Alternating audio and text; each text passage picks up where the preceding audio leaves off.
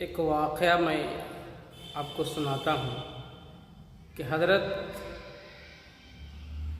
عبداللہ بن ادریس رحمۃ اللہ علیہ کے انتقال کا وقت جب قریب آیا، جب ان پہ موت کی کیفیت طاری ہوئی تو ان کی بیٹی ان کو دیکھ کر کے رونے لگی، چلانے لگی، گڑگڑانے لگی۔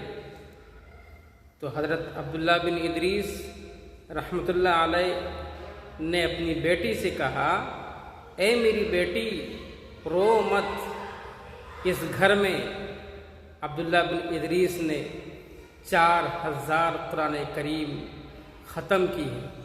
کتنی ہزار؟ اس گھر میں حضرت عبداللہ بن ادریس نے 4000 قرآن ختم کی ہے، اس لیے تم رو نہیں۔